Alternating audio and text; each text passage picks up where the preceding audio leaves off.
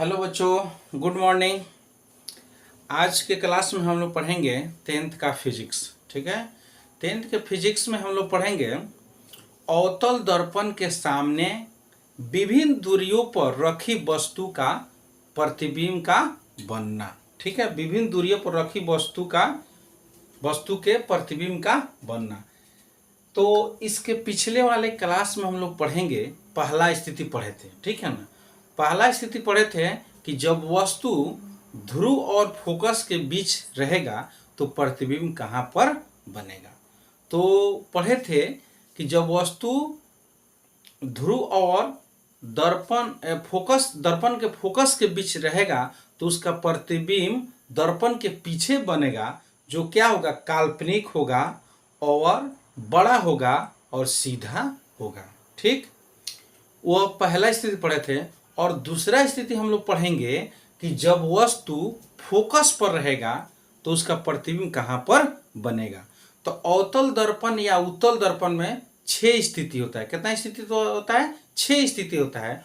उस स्थिति में अगर वस्तु को कहाँ पर रख रहे हैं तो उसका प्रतिबिंब कहाँ पर बन रहा है, ये हम लोग जानेंगे।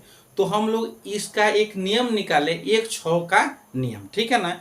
तो सबसे पहले हम लोग देखते हैं वस्तु की स्थिति और प्रतिबिंब की स्थिति। तो ये 6 पर रहेगा वस्तु तो उसका प्रतिबिंब बनेगा दर्पण के पीछे, जो हम लोग पढ़ चुके हैं। ठीक है ना। अगर वस्तु F पर रहेगा, फोकस पर रहेगा 5 पर, तब प्रतिबिंब बनेगा 1 पर। अगर वस्तु रहेगा 4 पर तब प्रतिबिंब बनेगा 2 पर। वस्तु रहेगा 3 पर तब प्रतिबिंब बनेगा 3 पर। वस्तु रहेगा 4 पर तब प्रतिबिंब बनेगा कहाँ पर आपको 4 प्रतिबिंब। वस्तु रहेगा 2 पर तब प्रतिबिंब बनेगा 4 पर। वस्तु रहेगा 1 पर तब प्रतिबिंब बनेगा 5 पर। यानी अनंत पर रहेगा तब प्रतिबिंब कहाँ बनेगा, फोकस पर बनेगा। अगर फोकस पर रहेगा तब प्रतिबिंब कहाँ बनेगा, अनंत पर बनेगा। और अनंत का जो प्रतिबिंब होता है वो दिखाई नहीं देता है। ठीक है ना।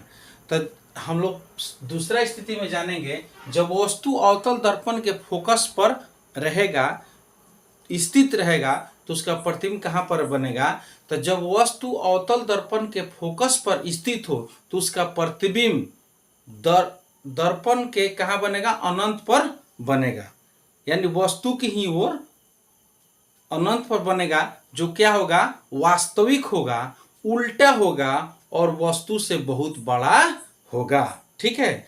जब वस्तु कहाँ रहेगा, फोकस पर स्थित हो तो उसका प्रतिबिंब दर्पण की ही ओर अनंत पर बनेगा, जो क्या होगा, वास्तविक होगा, उल्टा होगा और वस्तु से बहुत बड़ा होगा। ठीक है ना। तो इसको हम आइए देखते हैं, समझते हैं कि जब वस्तु अवतल दर्पण के फोकस पर स्थित हो तो उसका प्रतिबिंब कहाँ पर बनेगा। तो जब वस्तु यानी बीम, वस्तु को हम लोग बीम कहते हैं, बीम ए बी अवतल दर्पण के फोकस F पर, फोकस को हम लोग F कहते हैं, फोकस F पर स्थित हो तो उसका प्रतिबिंब अनंत पर बनता है, जो वास्तविक बनता है, उल्टा बनता है तथा वस्तु से बहुत बड़ा होता है। ठीक है। तो हम लोग इस चित्र से समझेंगे।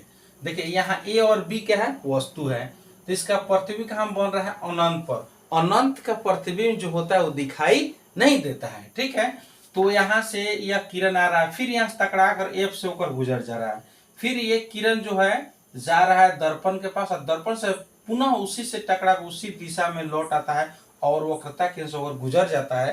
तो यहाँ वस्तु प्रतिबिंब दिखाई नहीं देता है। तो ए बी क्या है, वस्तु हो गया। यानी जब वस्तु ए बी अवतल दर्पण के फोकस पर स्थित है, कहाँ है, F पर है, फोकस पर स्थित है, तो उसका प्रतिबिंब अनंत पर बन रहा है, जो क्या हो रहा है, वास्तविक हो रहा है, उल्टा और वस्तु से बहुत बड़ा होता है। ठीक है ना। देखिए ये 1/6 का फिर नियम है। इसमें अगर 6 पर रहेगा वस्तु तो प्रतिबिंब इसका दर्पण के पीछे बनता है, जो काल्पनिक होता है। एक ही स्थिति में काल्पनिक बनता है। ठीक है ना। और पांचों स्थिति में क्या होता है, वास्तविक होता है। अगर 5 पर रहेगा, यानी कहाँ 5 क्या हो गया, आपको फोकस पर रहेगा तब प्रतिबिंब अनंत पर बनेगा। अगर वस्तु 4 पर रहेगा, यानी वक्रता केंद्र और फोकस के बीच रहेगा, तब प्रतिबिंब कहाँ पर 2 पर बनेगा, यानी अनंत और वक्रता केंद्र के बीच रहेगा। अगर वस्तु 4 पर रहेगा, यानी वक्रता केंद्र और फोकस के बीच रहेगा, तब प्रतिबिंब कहाँ बनेगा, 2 पर, यानी अनंत और वक्रता केंद्र के बीच बनेगा। अगर वस्तु 3 पर रहेगा यानी वक्रता केंद्र पर, तो वो प्रतिबिंब भी वक्रता केंद्र पर ही बनेगा जो बराबर बनेगा। और वस्तु कहाँ रहेगा 2 पर यानी वो अनंत और फोकस वक्रता केंद्र के बीच रहेगा, तो प्रतिबिंब कहाँ बनेगा इसका 4 पर यानी वक्रता केंद्र और फोकस के बीच बनेगा। अगर वस्तु अनंत पर रहेगा तो प्रतिबिंब कहाँ बनेगा F पर बनेगा। ठीक है, ये 6 स्थिति है।